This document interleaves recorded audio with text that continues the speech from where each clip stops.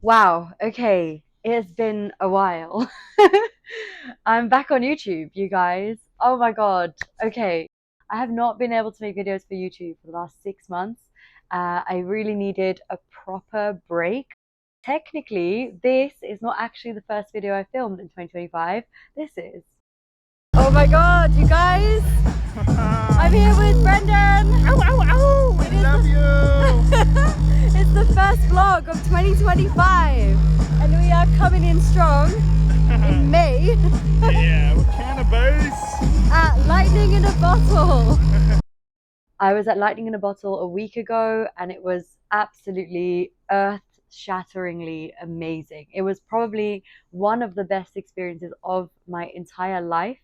But you'll have to wait to hear about that because that vlog is in the works. Today's video is going to be about Myers-Briggs. Now, I have been obsessed with Myers-Briggs for several years now, and I've had the idea for these videos for a really long time, but I'm finally putting that into action, which, by the way, is very typical of my Myers-Briggs type.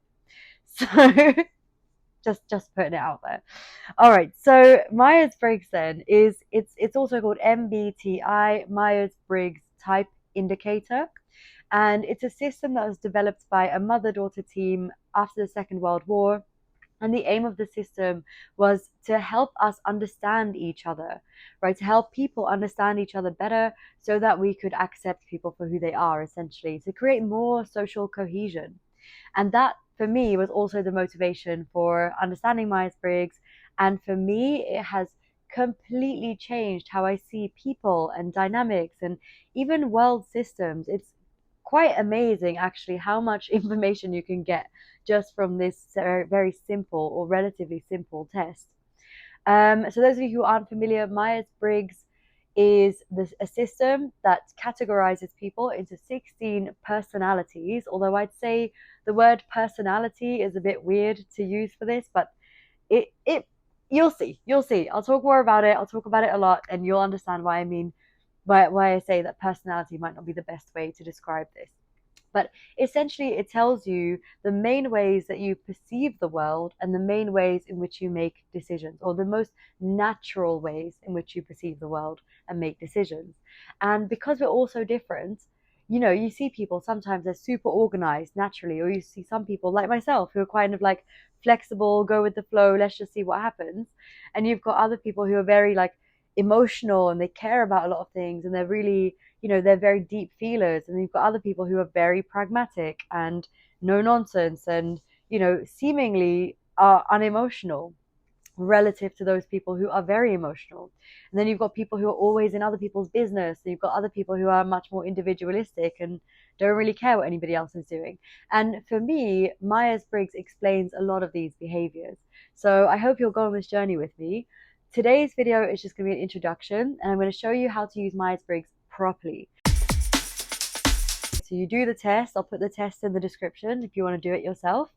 And if at the end of the test you get 4 letters, something like mine is ENFP or ISTP, ISFJ, ENTJ, whatever the letter combination is, those 4 letters, the entire combination is important to understand Myers-Briggs properly. But I'll go through each of these 4 letters one at a time just to kind of break down what kind of the basic letters mean.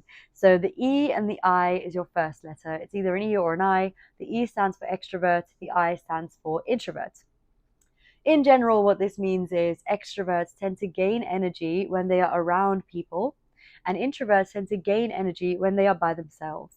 Okay, so if you feel like you feel more energized being around people, your first letter might be an E.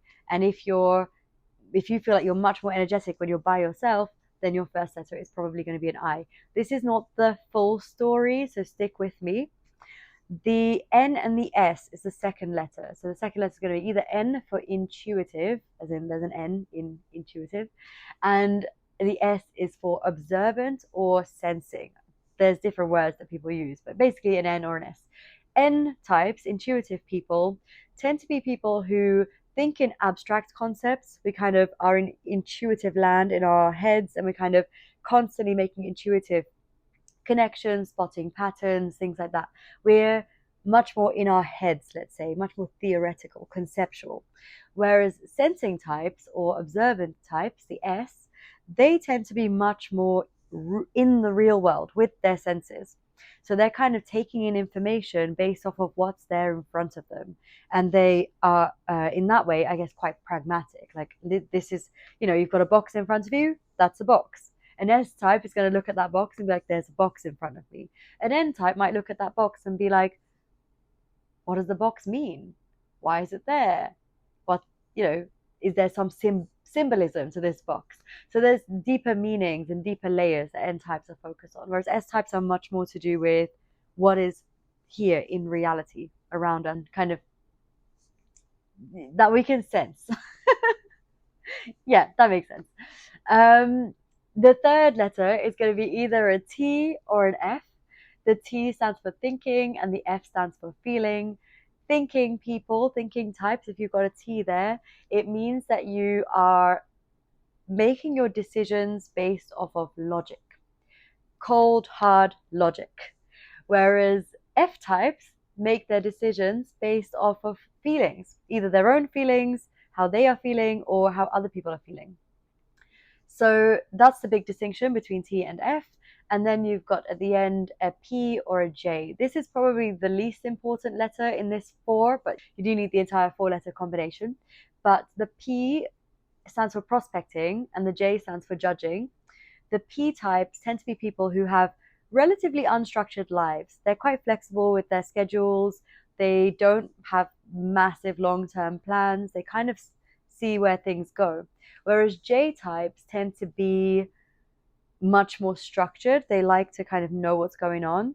They tend to have longer term plans and things are a little bit more predictable. They like predictability a bit more, whereas P types like unpredictable situations. They like spontaneity, let's say.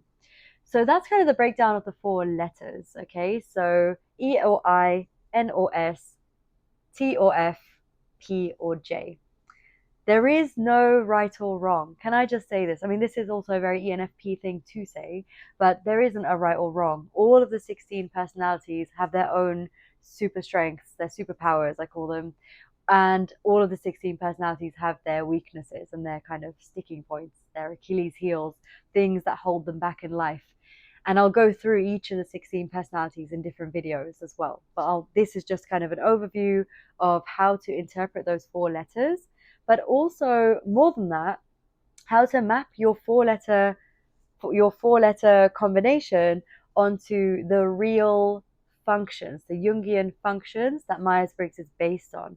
This is where it gets really interesting. For this video, I'm going to leave it right there with those four letters. Make sure you watch the next video because this is not complete. Okay, the next video, I'm going to show you the cognitive functions, which are the 8 functions that those four letters map onto, which will really give you an insight into how you think, how you make decisions, how you perceive the world, and it's going to help you understand everybody around you. Just, you know what? I am just so glad that I finally managed to get this video out. You guys, my brain has been buzzing with Myers-Briggs for like years now, and I'm just happy that this has become an actual video finally. So I'll see you in the next video for the cognitive functions. Remember, you guys, always to embody love for yourself and for everyone else.